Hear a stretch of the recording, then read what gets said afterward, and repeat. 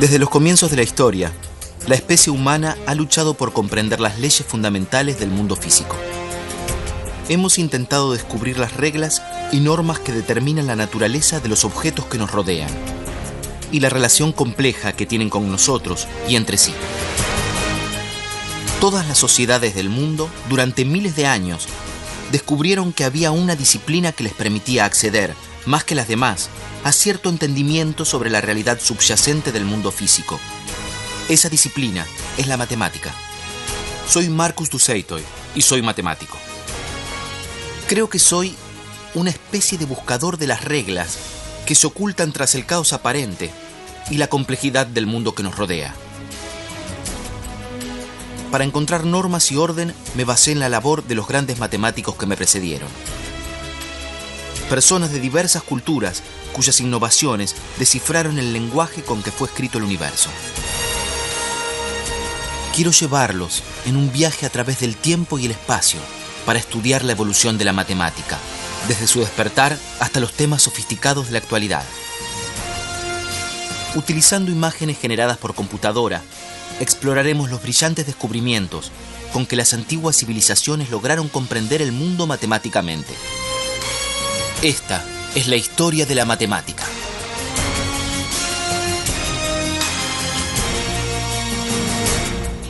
La historia de la matemática.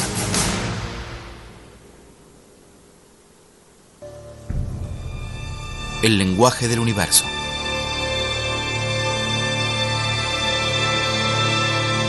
Nuestro mundo se compone de patrones y secuencias. Están a nuestro alrededor. El día se hace noche. Los animales viajan por toda la Tierra en formaciones siempre cambiantes y los paisajes se modifican constantemente. Una de las razones que generaron la matemática fue la necesidad de encontrar una manera de comprender estos patrones naturales. Los conceptos más básicos de la matemática, el espacio y la cantidad, ya están internalizados en nuestras mentes. Incluso los animales tienen sentido de la distancia y de las cantidades, ya sea para evaluar cuando el rebaño está superpoblado, para pelear o huir, o para calcular si se podrá alcanzar a una presa. Comprender la matemática hace la diferencia entre la vida y la muerte. Pero fue el hombre quien tomó estos conceptos básicos y sobre estos cimientos comenzó a construir. En algún momento, el hombre empezó a notar que había patrones, que podía relacionar, contar y ordenar el mundo que lo rodeaba. Y con todo eso, comenzó a surgir un nuevo universo matemático.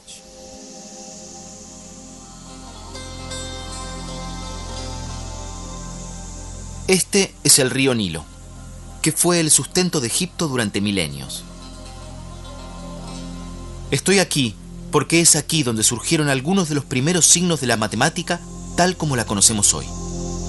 La gente abandonó la vida nómade y comenzó a asentarse aquí hace tiempo, desde el año 6000 a.C., donde las condiciones eran perfectas para la agricultura.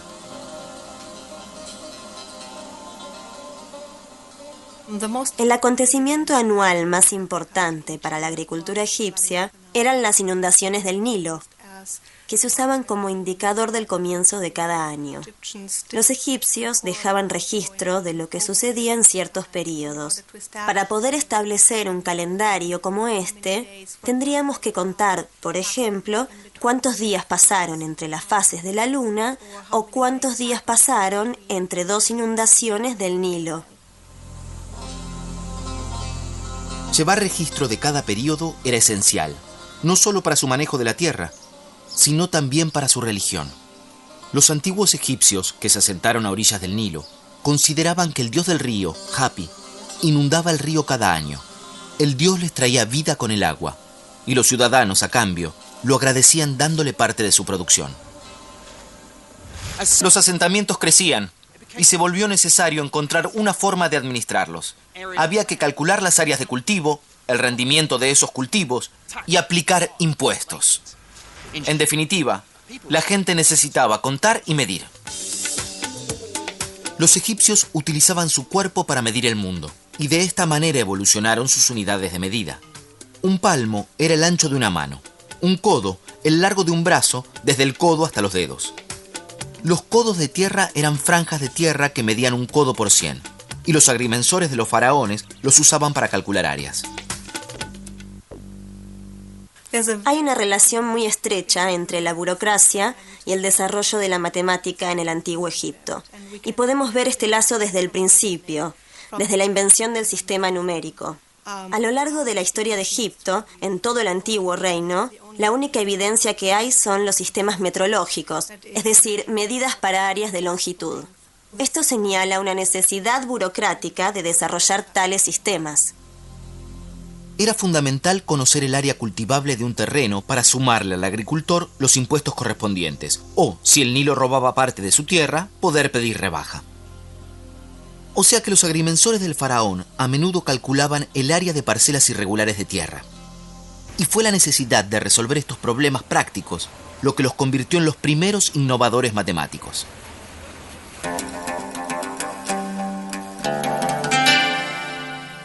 Los egipcios necesitaban una forma de registrar los resultados de sus cálculos. De todos los jeroglíficos impresos en los recuerdos para turistas de toda la ciudad de El Cairo, yo buscaba los que representan los primeros números de la historia. Me fue difícil encontrarlos, pero al final lo logré. Los egipcios utilizaban un sistema decimal basándose en los 10 dedos de la mano. El signo para el 1 era una barra, para el 10, un hueso del talón, para 100, un rollo de soga y para 1000, una planta de loto. ¿Cuánto cuesta esta remera? 25 libras esterlinas. 25. Sí, Entonces serían 2 huesos del talón y 5 barras. sí. Y no vas a cobrarme nada de esto, ¿ah? Sí, este sería 1.000.000. Por ¿1 Dios. No. Este es 1.000.000. 1.000.000. Sí, es bastante grande.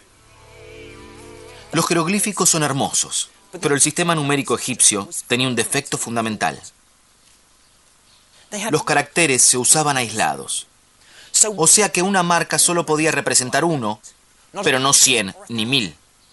Aunque se puede escribir 1.000.000 con un solo carácter en vez de los 7 que se suelen usar, si quisiéramos escribir 1.000.000 -1, el pobre escriba egipcio hubiera tenido que escribir 9 barras, 9 huesos de talón, 9 ruedas de soga y seguir así hasta llegar a un total de 54 caracteres.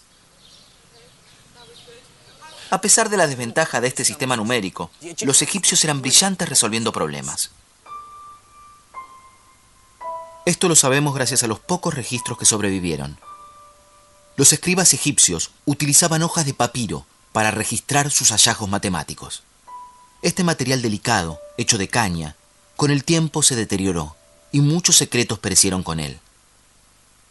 Pero sobrevivió un documento revelador. El papiro matemático de Rhind es el documento más importante que tenemos hoy para estudiar la matemática egipcia. Tenemos un buen panorama general de los problemas matemáticos que los egipcios tuvieron que enfrentar. También nos explica la forma que usaban para multiplicar y dividir en aquel entonces. Los papiros muestran cómo multiplican 2 números grandes. Pero para ilustrar el método, vamos a usar 2 números más pequeños.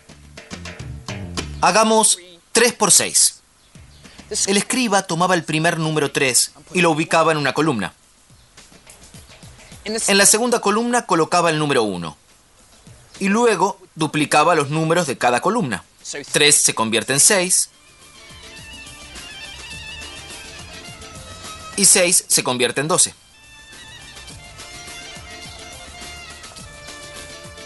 Luego en la segunda columna el 1 se convierte en 2. Y el 2 se convierte en 4. Ahora veremos lo más astuto. Si el escriba quería multiplicar 3 por 6, lo que hacía era anotar las potencias de 2 en la segunda columna, que suman 6. Aquí está 2 más 4. Luego vuelve a la primera columna. Y solo toma las columnas correspondientes al 2 y al 4. Así vemos el 6, el 12, y lo suma para llegar al resultado, a 18. Pero para mí, lo más sorprendente de este método es que el escriba había anotado ese segundo número en binario. 6 es un 1 por 4, un 1 por el 2 y 0 unidades. O sea, 1, 1, 0. Los egipcios comprendieron el poder binario más de 3000 años antes de que el filósofo y matemático Leibniz descubriera su potencia. Hoy en día, todo el mundo tecnológico está basado en los mismos principios que se usaban en el antiguo Egipto. El papiro Rhind fue grabado por un escriba llamado Ahmes alrededor de 1650 a.C. y sus problemas plantean la búsqueda de soluciones a situaciones cotidianas. En varios problemas se menciona el pan y la cerveza, porque a los trabajadores egipcios se les pagaba con alimentos y bebidas. En uno se plantea cómo dividir equitativamente 9 panes entre 10 personas, sin que se desate un conflicto. Aquí tengo 9 panes, y voy a cortar 5 por la mitad. Por supuesto, las 9 personas podrían recortar una décima parte de sus panes y dar una rebanada a la décima persona, pero los egipcios encontraron una solución mucho más elegante. A los otros 4 panes los rebanamos en 3. A 2/3 los voy a dividir en 5, y cada parte sería un quinceavo. Cada persona recibe una mitad, un tercio y un quinceavo. A través de esos problemas aparentemente prácticos, se comenzó a ver un desarrollo de las matemáticas más abstractas. Aparecen en escena números nuevos, fracciones. Y poco después, los egipcios exploran la matemática de estos números. Las fracciones tienen una gran importancia práctica cuando alguien quiere dividir cantidades para intercambiar en el mercado. Para registrar estas transacciones, los egipcios desarrollaron la notación, un registro de estos nuevos números. Una de las primeras representaciones de las fracciones provino de un jeroglífico de gran significado místico. Se llama el ojo de Horus. Horus era un antiguo dios representado como mitad hombre y mitad halcón. Según la leyenda, el padre de Horus fue asesinado por su otro hijo, Set. Horus decidió vengar su muerte. Durante una batalla particularmente feroz, Set le arrancó un ojo a Horus, lo despedazó y lo esparció por todo Egipto. Pero los dioses se apiadaron de Horus, recogieron cada trozo y rearmaron su ojo. Cada parte del ojo representa una fracción diferente, y cada parte es la mitad de la porción anterior. Aunque el ojo original representaba el total, al ojo restituido le faltaba una 64ª parte. Aunque los egipcios se detuvieron en el 1/64, implícita en esta imagen está la posibilidad de agregar más fracciones, partiendo la suma por la mitad para acercarse cada vez más a 1 sin alcanzarlo jamás. Este es el primer indicio de algo llamado serie geométrica y aparece varias veces en el papiro Rhind. Pero el concepto de serie infinita permaneció oculto hasta que los matemáticos de Asia lo descubrieron siglos después. Luego de desarrollar un sistema numérico que incluía a estas nuevas fracciones, era hora de que los egipcios aplicaran sus conocimientos para entender las formas que encontraban a diario. Estas formas rara vez eran cuadradas o rectangulares, y en el papiro Rhind encontramos la superficie de una forma más orgánica, el círculo. Lo que resulta más sorprendente en el cálculo de la superficie de un círculo es la exactitud de los resultados. Aún es un misterio cómo hicieron para encontrar el método, porque en los textos no figuran los métodos, no sabemos cómo los usaban. Este cálculo es particularmente notable porque interpretaron que la forma de un círculo puede ser la aproximación de otras formas que los egipcios ya comprendían. El papiro Rhind establece que la superficie de un círculo con 9 unidades de diámetro es aproximadamente la misma que la de un cuadrado de 8. Pero ¿cómo habrán descubierto esta relación? Mi teoría favorita encuentra la respuesta en el antiguo juego de Mancala. Se encontraron tableros de Mancala tallados en los pasajes de los templos. Cada jugador comienza con igual número de piedras, y el objetivo del juego es recorrer el tablero capturando las piedras de los adversarios en el camino. Tal vez algún jugador, esperando hacer su próxima movida, se dio cuenta de que, a veces, las piedras cubrían los hoyos circulares del tablero del Mancala de un modo interesante. Tal vez siguió probando con círculos cada vez más grandes. Tal vez notó que 64 piedras, el cuadrado de 8, pueden usarse para hacer un círculo con un diámetro de 9 piedras. Al acomodar de nuevo las piedras, se vuelve a formar algo parecido a un cuadrado.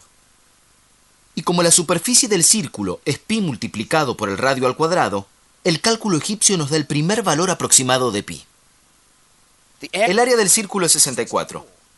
Dividiéndola por el radio al cuadrado, en este caso 4,5 al cuadrado, se obtiene el valor de pi. Entonces 64 dividido 4,5 al cuadrado es 3,16. Hay 2 centésimos de diferencia con el valor verdadero. Pero lo brillante de los egipcios es que usaron estas formas pequeñas para figuras de mayor tamaño.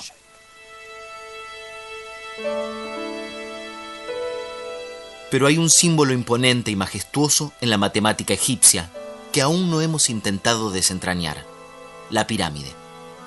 Yo había visto tantas fotos de ellas que no pensaba que me iban a impresionar.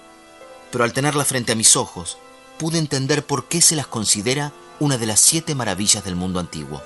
Son sencillamente increíbles.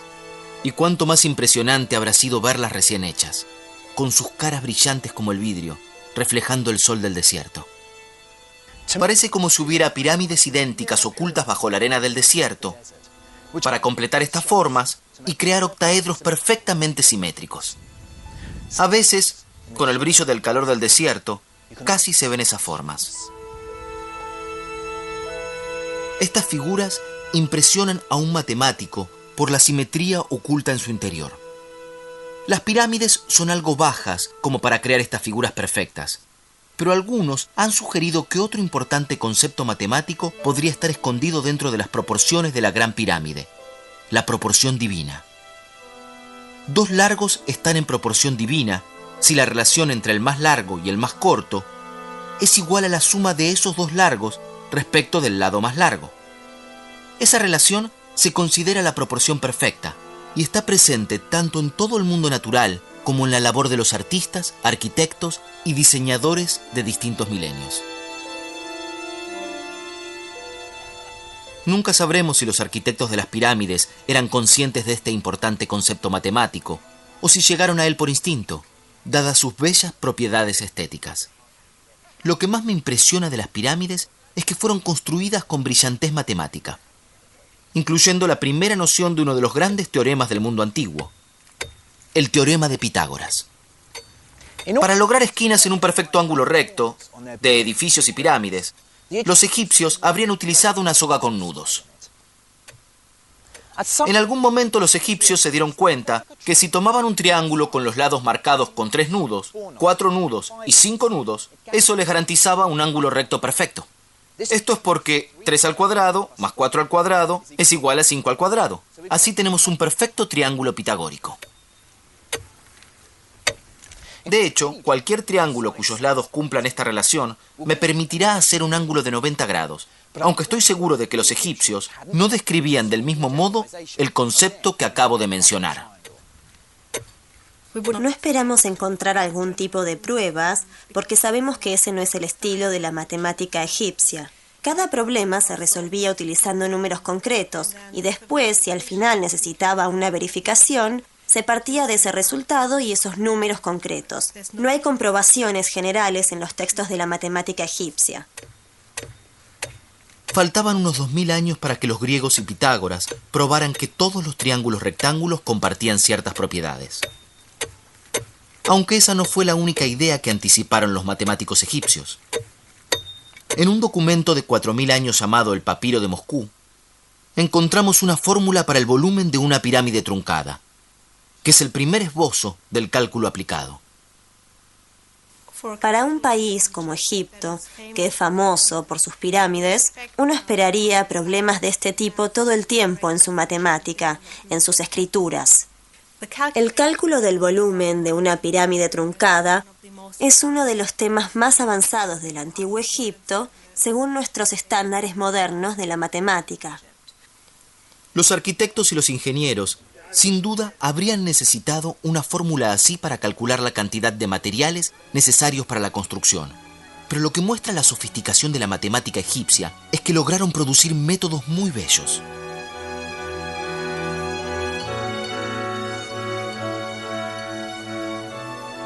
Para entender el desarrollo de su fórmula, comenzaremos con una pirámide cuyo vértice más alto está por encima de otro vértice. Los otros tres se pueden colocar de manera tal como para formar una caja rectangular, de modo que el volumen de la pirámide sesgada es 1/3 del volumen de la caja, o sea, el alto por el largo por el ancho dividido 3. Este razonamiento muestra los primeros indicios del cálculo aplicado, miles de años antes de que Leibniz e Isaac Newton idearan una teoría. Supongamos que podemos cortar la pirámide en rebanadas. Entonces se podrían deslizar las secciones para hacer más simétrica la pirámide que vemos en Giza. Sin embargo, el volumen de la pirámide no varía a pesar de la redistribución de las secciones, o sea que sigue funcionando la misma fórmula. Los egipcios fueron innovadores asombrosos, y es deslumbrante su capacidad para producir nueva matemática. Yo creo que ellos revelaron el poder de la geometría y de los números, y dieron los primeros pasos hacia los fabulosos descubrimientos matemáticos por venir. Pero hubo otra civilización que, en términos matemáticos, competía por igual con Egipto, y de la cual sabemos mucho más.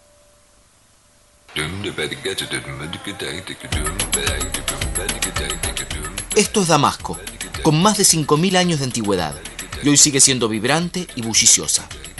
Solía ser el punto más importante en las rutas comerciales que unían a la antigua Mesopotamia con Egipto. A partir del año 1800 a.C., los babilonios dominaron gran parte de lo que hoy es Irak, Irán y Siria. Con el fin de ampliar y regir su imperio, se volvieron maestros en manejar y manipular números. Hay códigos legales, por ejemplo, que describen cómo la sociedad se ordenaba. Y de quienes más sabemos es de los escribas, profesionales letrados que manejaban los números y hacían registros de las familias acomodadas, los templos y palacios. Ya existían escuelas de escribas alrededor del 2500 a.C. Los aspirantes a escribas asistían desde niños y aprendían a leer, escribir y a trabajar con números. Los registros de los escribas se guardaban en tablas de arcilla que permitían a los babilonios administrar y expandir su imperio. Sin embargo, muchas de las tablas que tenemos hoy no son documentos oficiales, sino ejercicios para niños.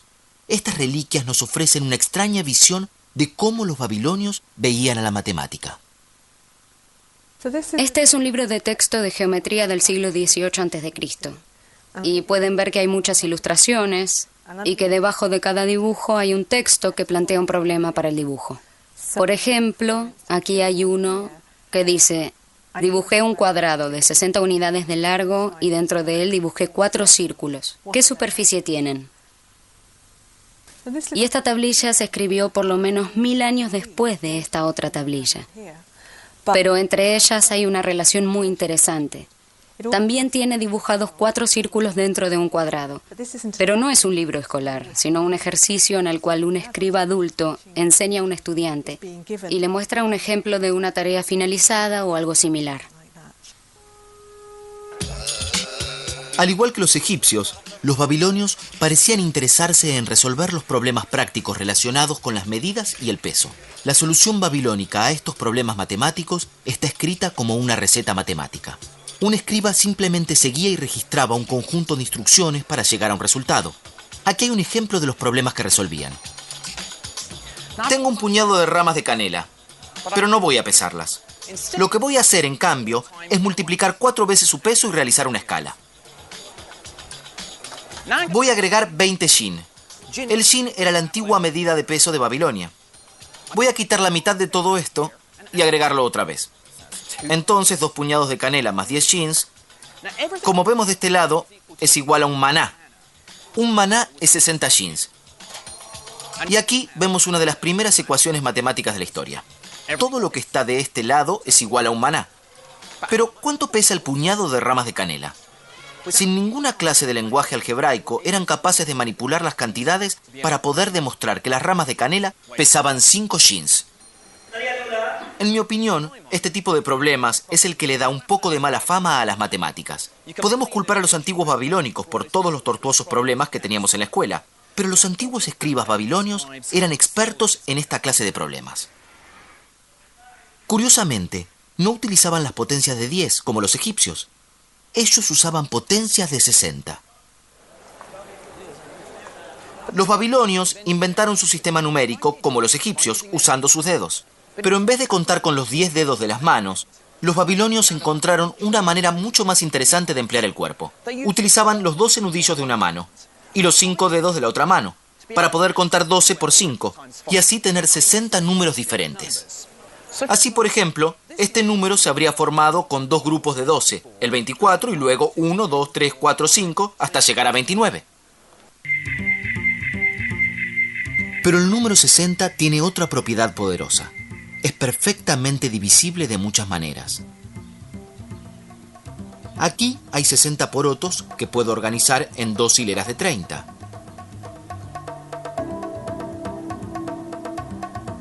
En 3 hileras de 20. En 4 hileras de 15. En 5 hileras de 12. O en 6 hileras de 10.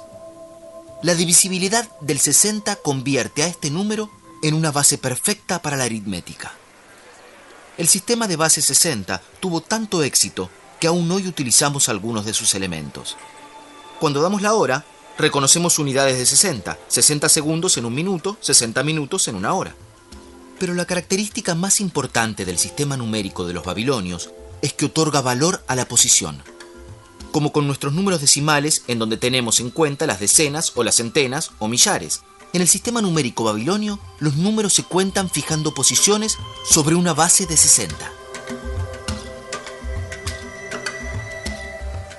En lugar de inventar nuevos símbolos para números cada vez más grandes, ellos escribían 1, 1, 1. Así este número sería 3661. El causante de este descubrimiento fue el deseo de los babilonios de cartografiar el cielo nocturno.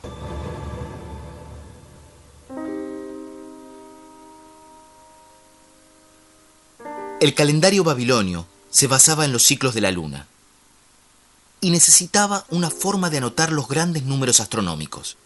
Mes tras mes, año tras año, se registraron estos ciclos. Desde casi el 800 a.C., hay un listado completo de los eclipses lunares. El sistema métrico babilónico era bastante sofisticado en ese momento. Tenían un sistema de medición angular, 360 grados para un círculo completo, y cada grado se dividía en 60 minutos. Y este a su vez se podía dividir en 60 segundos. Tenían un sistema regular de medición que estaba en perfecta armonía con su sistema numérico, y se adecuaba no solo para la observación, sino también para los cálculos. Sin embargo, con el fin de calcular y lidiar con esos grandes números, los babilonios necesitaron inventar un símbolo nuevo. Y al hacerlo, prepararon el terreno para uno de los grandes avances en la historia de las matemáticas, el cero.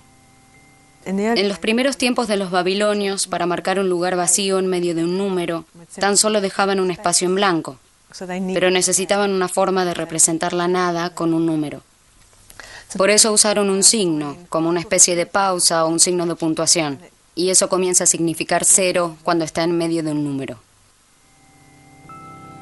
Esta es la primera vez que el cero aparecía en el universo matemático de alguna forma. Pero tendrían que pasar más de 1000 años antes de que este pequeño espacio se convirtiera en un número propiamente dicho.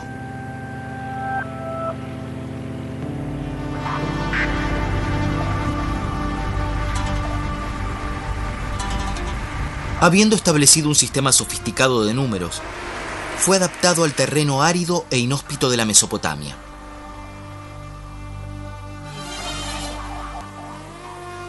Los ingenieros y agrimensores babilónicos encontraron formas ingeniosas para acceder al agua y hacer canales en los campos de cultivo.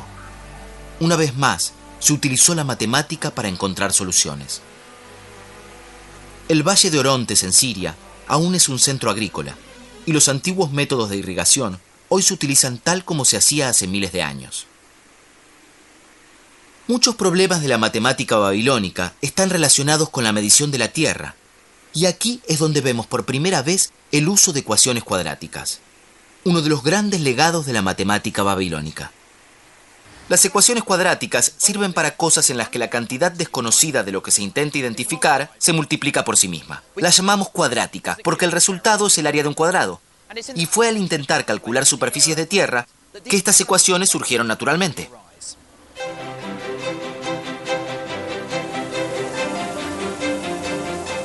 Veamos un problema típico. Si un campo tiene una superficie de 55 unidades y un lado es 6 veces más largo que el otro, ¿cuánto mide el lado más corto? La solución babilónica fue pensar el campo como un cuadrado, separando un tercio hacia el final y moviéndolo de lugar. Ahora nos falta una porción de 3 por 3 que luego se sumará aquí. La superficie del campo tiene ahora 9 unidades más. Por lo tanto, la nueva superficie es de 64 y el lado del cuadrado mide 8. Quien resuelve la ecuación sabe que sumamos 3 de este lado. Por lo tanto, la longitud que buscamos debe ser 5. Tal vez no lo parezca, pero esta es una de las primeras ecuaciones cuadráticas de la historia. En matemática moderna, utilizaríamos el lenguaje simbólico del álgebra para resolver este problema. Pero lo asombroso de los babilonios es que hacían estos acertijos geométricos para hallar el valor sin recurrir a símbolos ni fórmulas. Los babilonios comenzaron a disfrutar de estos problemas y poco a poco se iban enamorando de la matemática.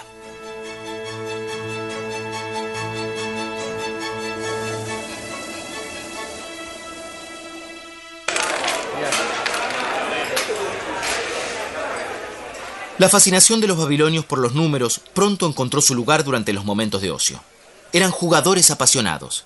Los babilonios y sus descendientes han jugado a una versión de backgammon desde hace más de 5000 años.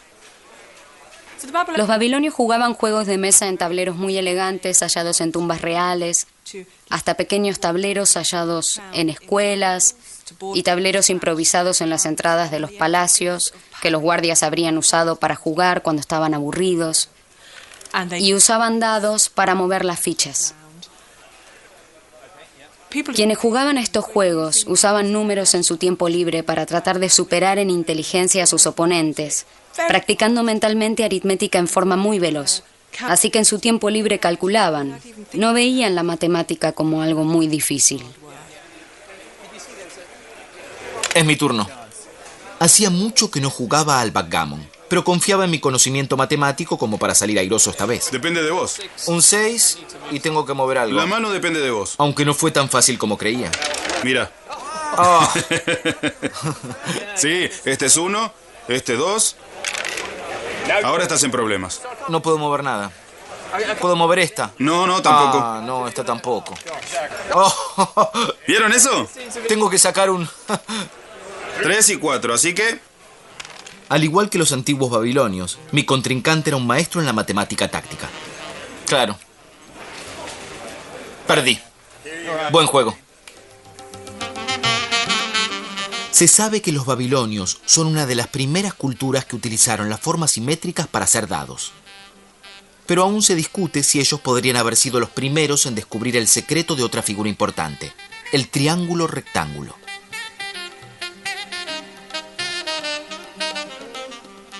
Vimos que los egipcios usaban un triángulo de 3, 4, 5 para trazar un ángulo recto. Pero lo que los babilonios sabían sobre esta y otras formas era mucho más sofisticado aún. Esta tabla es la más famosa y polémica que tenemos, y se llama Plimpton 322.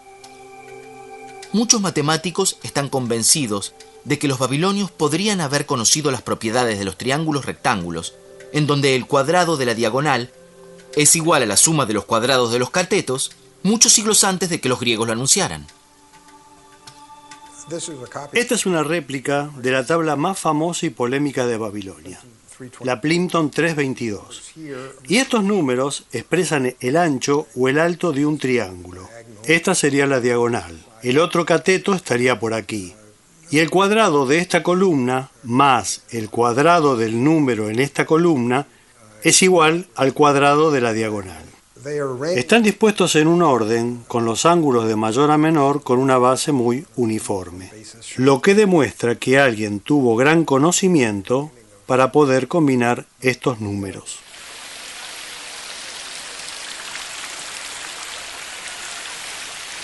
Había 15 triángulos pitagóricos perfectos. En todos, los largos de los catetos eran números enteros. Es tentador suponer que los babilonios fueron los primeros guardianes del teorema de Pitágoras. Y esta posibilidad ha fascinado a generaciones de historiadores. Pero podría haber una explicación mucho más simple para los conjuntos de tres números que satisfacen el teorema de Pitágoras. No es una explicación sistemática de los triples pitagóricos. Es simplemente un profesor de matemática haciendo algunos cálculos muy complicados, pero para producir números simples y así crear problemas con triángulos rectángulos para sus alumnos. Y en ese sentido, refiere a los triples pitagóricos solo por casualidad.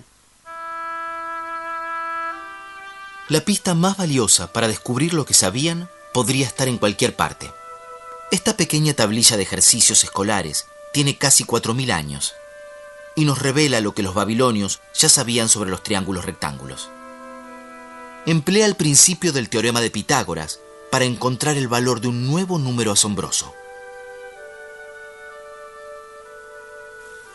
Dibujado sobre la diagonal hay una muy buena aproximación a la raíz cuadrada de 2. Y eso nos demuestra que era conocida y usada en el ámbito escolar. Ahora, ¿por qué es importante? Porque la raíz cuadrada de 2 es lo que ahora denominamos un número irracional. Es decir, que si lo escribimos en forma decimal o incluso en forma sexadecimal, este no tiene fin. Los números continúan infinitamente después de la coma decimal. Las consecuencias de este cálculo son muy importantes. En primer lugar, significa que los babilonios supieron algo del teorema de Pitágoras miles de años antes que Pitágoras.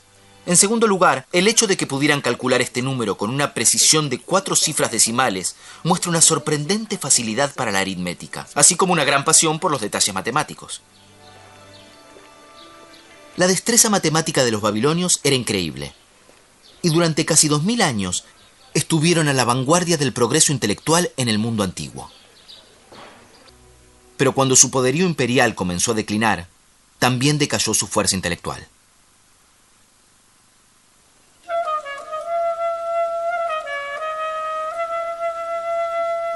Para el año 330 a.C., los griegos habían extendido su imperio hasta la antigua Mesopotamia. Estamos en Palmera, en el centro de Siria, una gran ciudad en la antigüedad construida por los griegos. Los conocimientos matemáticos necesarios para armar estas estructuras con tal perfección geométrica nos impresionan. Al igual que los babilonios que los precedieron, los griegos tenían pasión por la matemática. Los griegos fueron colonizadores inteligentes. Ellos tomaban lo mejor de las civilizaciones que invadían para incrementar su propio poder e influencia. Y poco tiempo después también hacían sus aportes. En mi opinión, su mayor innovación estuvo relacionada con un cambio de mentalidad. Lo que ellos iniciaron influiría a la humanidad durante siglos. Nos dejaron el poder de la verdad. Ellos decidieron que debían tener un sistema deductivo para su matemática. Y el típico sistema deductivo era comenzar con ciertos axiomas que asumimos como verdaderos. Es como asumir que cierto teorema es verdadero, pero sin demostrarlo. Y usando métodos lógicos y desarrollos meticulosos, con esos axiomas se comprueban teoremas y con esos teoremas se comprueban más teoremas. Es como una bola de nieve. La demostración es lo que le da fuerza a la matemática.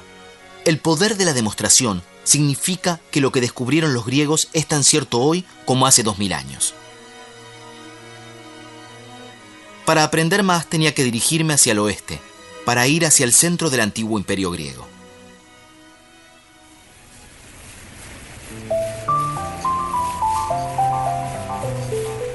Para mí la matemática griega siempre fue heroica y romántica.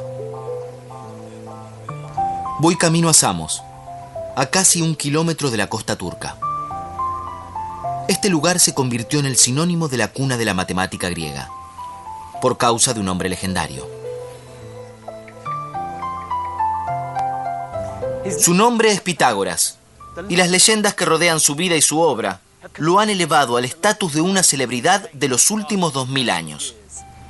Se le atribuye, cierto o no, el comienzo de la transformación de la matemática como herramienta para la contabilidad, hasta llegar a ser la materia analítica que hoy conocemos. Pitágoras es una figura polémica.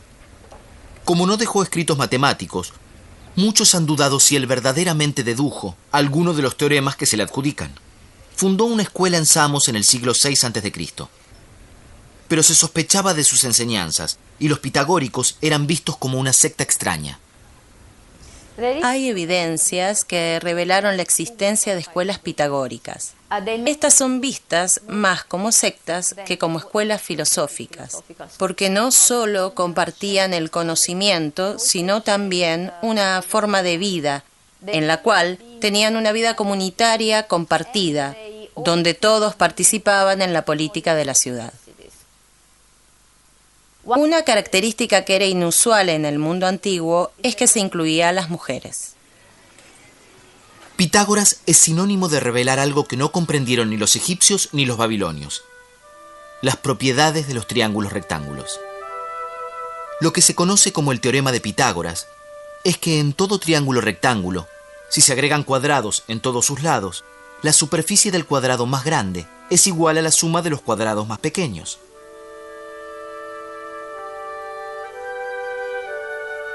Para mí, aquí nace la matemática y se abre una brecha con las otras ciencias. Su demostración es simple y sus consecuencias devastadoras. Si colocamos 4 copias del triángulo rectángulo en la parte superior de esta superficie, el cuadrado que vemos tiene lados iguales a la hipotenusa del triángulo. Deslizando los triángulos, vemos cómo podemos dividir el área del cuadrado más grande, y que es la suma de 2 cuadrados más pequeños, cuyos lados son los 2 catetos del triángulo. En otras palabras, el cuadrado de la hipotenusa es igual a la suma de los cuadrados de los otros lados. El teorema de Pitágoras ilustra uno de los temas característicos de la matemática griega, apelando a hermosos razonamientos geométricos en lugar de basarse solo en números.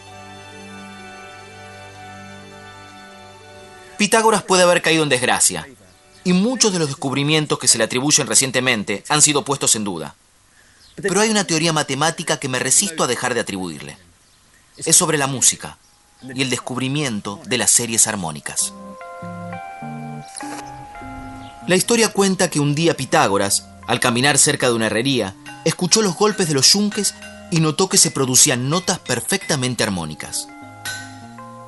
Imaginó que tendría que haber alguna explicación racional de por qué las notas eran agradables al oído. La respuesta era la matemática.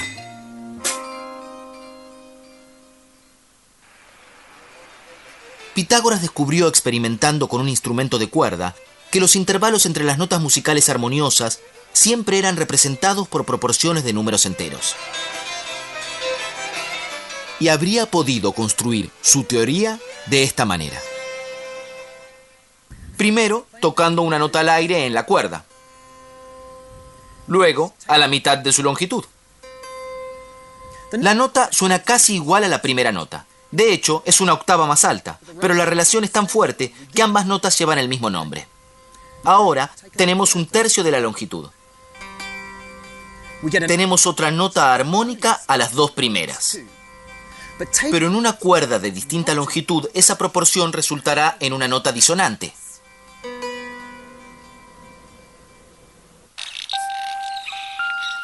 Según la leyenda, Pitágoras estaba tan entusiasmado con este descubrimiento que llegó a suponer que todo el universo se había creado a partir de números. Pero él y sus discípulos encontraron un desafío inquietante para su visión del mundo, y surgió a partir del teorema que lleva el nombre de Pitágoras. Según la leyenda, uno de sus discípulos, un matemático llamado Hipasis, se propuso encontrar la longitud de la hipotenusa de un triángulo rectángulo cuyos catetos midieran 1. El teorema de Pitágoras daba a entender que la longitud de la hipotenusa era un número cuyo cuadrado era el 2. Los pitagóricos asumieron que la respuesta iba a ser una fracción. Pero cuando Hipasis trató de expresarlo de esta manera, a pesar de muchos intentos, no pudo encontrarlo. Finalmente se dio cuenta de que su error era suponer que este valor era una fracción. El valor de la raíz de 2 era el número que los babilonios habían grabado en la tabla de Yale. Aunque no reconocían la particularidad especial de este número, Hipasis sí. Era un número irracional. Descubrir este nuevo número y otros de la misma clase fue como si un explorador descubriera un nuevo continente o un biólogo encontrara una nueva especie. Pero estos números irracionales no encajaban en la visión del mundo de Pitágoras. Más tarde, los narradores griegos cuentan la historia de cómo Pitágoras hizo jurar silencio a su secta, pero Hipasis reveló el descubrimiento y lo ahogaron por intentar difundir sus investigaciones. Pero estos descubrimientos matemáticos no se podían reprimir fácilmente. Comenzaron a florecer escuelas de filosofía y ciencias en toda Grecia, con estos fundamentos como base. La más famosa fue la Academia. Fue fundada por Platón en Atenas, en el año 387 a.C. Aunque hoy lo conocemos más como un filósofo, Platón fue uno de los benefactores más importantes de la matemática. La visión pitagórica del mundo capturó a Platón y declaró a la matemática la base del conocimiento. Hay quienes dicen que Platón fue posiblemente la figura más influyente desde nuestra percepción de la matemática griega. Él decía que la matemática es importante como forma de conocimiento por su gran conexión con la realidad. O sea que al conocer la matemática sabemos más sobre la realidad. En su diálogo Timeo, Platón propone la tesis de que la geometría es la clave para revelar los secretos del universo, una visión que aún hoy sostienen los científicos. De hecho, la importancia que Platón le otorgaba a la geometría estaba expresada en el cartel que colgaba frente a la Academia: que ningún ignorante de la geometría ingrese aquí. Platón sostenía que el universo se podía cristalizar en 5 formas simétricas regulares. Estas formas, que hoy denominamos sólidos platónicos, son polígonos regulares montados para crear objetos tridimensionales simétricos. El tetraedro representaba el fuego. El icosaedro, hecho con 20 triángulos, representaba el agua. La tierra era el cubo. El octaedro de 8 caras era el aire. Y el quinto sólido platónico, el dodecaedro, compuesto de 12 pentágonos, se reservó para la forma que representaba la visión del universo de Platón. La teoría de Platón sacudió los cimientos existentes y sigue inspirando a matemáticos y astrónomos desde hace más de 1500 años. Además de los descubrimientos realizados en la Academia, los triunfos de la matemática surgían también desde los límites del Imperio griego, y mucho le deben a la herencia matemática de los egipcios y los griegos. Alejandría se convirtió en un centro de excelencia académica bajo las reglas de Ptolomeo, en el siglo III a.C., y su famosa biblioteca pronto ganó la reputación de ser la rival de la Academia de Platón. Los reyes de Alejandría siempre estaban dispuestos a invertir en las artes, en la cultura, en la tecnología, en la matemática, en la gramática, porque patrocinar las actividades culturales era una buena forma de evidenciar que tenían mucho prestigio y que eran merecedores de toda su grandeza.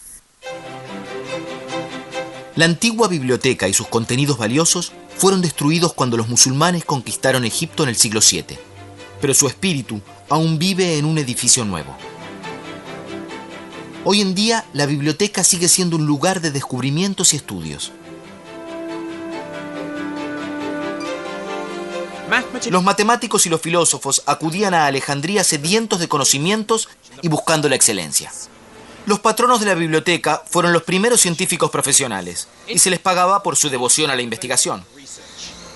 Y de todos aquellos pioneros, mi héroe es el enigmático matemático griego Euclides. Sabemos muy poco sobre la vida de Euclides, pero consiguió sus mayores logros como cronista de la matemática. Alrededor del año 300 a.C., escribió el libro de texto más importante de todos los tiempos, Los Elementos. En Los Elementos encontramos la culminación de la revolución matemática que se había producido en Grecia. Está redactado sobre una serie de supuestos matemáticos llamados axiomas. Por ejemplo, se puede trazar una línea entre 2 puntos cualesquiera. Basándose en estos axiomas, se hacen deducciones lógicas y se formulan teoremas matemáticos. Los Elementos contiene fórmulas para calcular volúmenes de los conos y cilindros, demostraciones sobre series geométricas, números absolutos y números primos. El punto culminante de los elementos es que determina que hay solo 5 sólidos platónicos. Para mí, este es el último teorema que engloba el poder de la matemática. Una cosa es construir 5 sólidos simétricos, y algo muy distinto es encontrar un hermético y lógico argumento de que no puede haber 6. Los elementos está contado como una maravillosa novela de misterio lógico, pero se trata de una historia que trasciende el tiempo. Las teorías científicas se derriban de una generación a otra. Pero los teoremas y los elementos son tan válidos hoy como hace 2000 años. Cuando uno se detiene a pensarlo, es asombroso que enseñemos esos mismos teoremas. Tal vez los enseñamos de una manera diferente o los organizamos diferente, pero la geometría euclidiana aún es válida y aún en la más elevada matemática, al hablar en espacios multidimensionales, seguimos usando la geometría euclidiana. Alejandría debe haber sido un lugar de inspiración para los estudiantes de la antigüedad, y la fama de Euclides atraía a más jóvenes intelectuales a este puerto egipcio. Un matemático que disfrutó mucho del ambiente intelectual en Alejandría fue Arquímedes. Se convirtió en un visionario matemático. Los mejores matemáticos griegos siempre estaban extendiendo los límites, proyectándose. Y Arquímedes hizo lo que pudo con los polígonos y los sólidos. Luego se volcó a los centros de gravedad y, más tarde, a la espiral. Este instinto de ver todo matemáticamente es lo que yo considero su mayor legado. Una de las especialidades de Arquímedes eran las armas de destrucción masiva, que se utilizaron contra los romanos cuando invadieron su hogar de Siracusa en el año 212 a.C. También diseñó espejos para aprovechar el poder del sol, para incendiar a las naves romanas. Pero para Arquímedes, estas empresas eran solo pasatiempos geométricos. Tenía ambiciones más elevadas. A Arquímedes le fascinaba la matemática pura, y creía en el estudio de la matemática por sí misma, no para su innoble uso en ingeniería, ni para la sórdida búsqueda del lucro. Una de sus mejores investigaciones de matemática pura fue producir fórmulas para calcular las áreas de figuras regulares. El método de Arquímedes consistía en conseguir formas nuevas utilizando formas ya conocidas. Por ejemplo, para calcular el área de un círculo, lo encerraba dentro de un triángulo. Y luego, al duplicar la cantidad de lados del triángulo, la forma resultante se iba pareciendo cada vez más al círculo. De hecho, a veces nos referimos al círculo como un polígono con infinitos lados. Sin embargo, al estimar el área del círculo, Arquímedes, de hecho, logró un valor para pi, el número más importante de la matemática. Sin embargo, calcular el volumen de los objetos sólidos era la especialidad de Arquímedes. Encontró la forma de calcular el volumen de una esfera rebanándola y pensando en cada corte como un cilindro. Luego, sumó los volúmenes de los cortes para lograr un resultado aproximado para el volumen de la esfera. Pero su genialidad fue preguntarse qué sucedería si se realizaban cortes cada vez más delgados. En el límite, la aproximación se convierte en un cálculo exacto.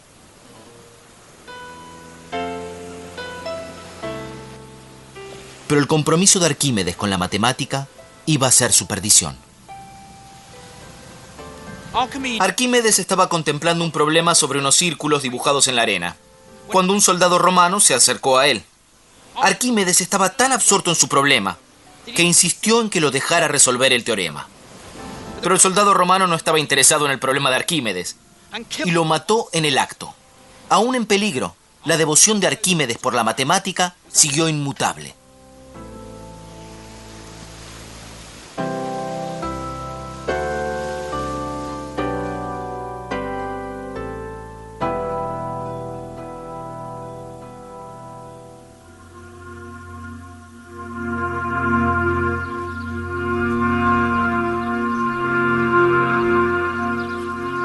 A mediados del siglo I a.C., los romanos reforzaron el control sobre el antiguo imperio griego.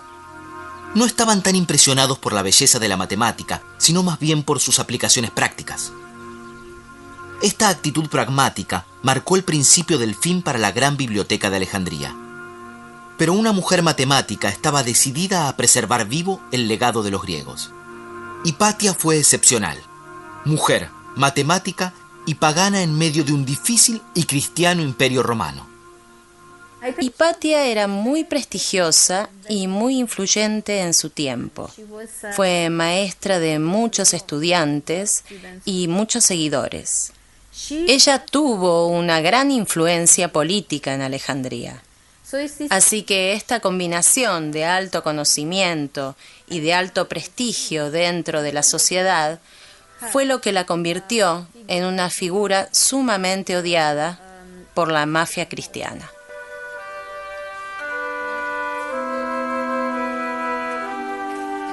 Una mañana, durante la Cuaresma, Hipatia fue arrastrada fuera de su carroza por una encendida multitud cristiana y llevada a una iglesia.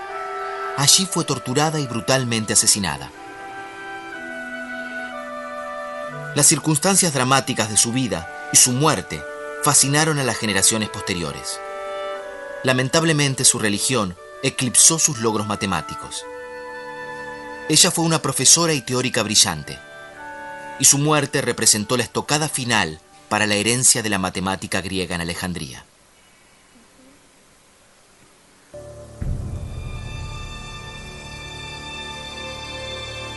Mis viajes me han llevado a una travesía fascinante para descubrir la pasión y las innovaciones de los primeros matemáticos del mundo. Sobre los descubrimientos de los antiguos pioneros de Egipto, Babilonia y Grecia, yacen los cimientos que hoy sustentan mi búsqueda. Pero este es solo el comienzo de mi odisea matemática. El siguiente tramo de mi viaje me llevará a Oriente, a las profundidades de Asia, donde los matemáticos alcanzaron niveles aún mayores al buscar el conocimiento. Y con esta nueva era, surgió un nuevo lenguaje de álgebra y números que podrán ver en el siguiente capítulo de la historia de la matemática.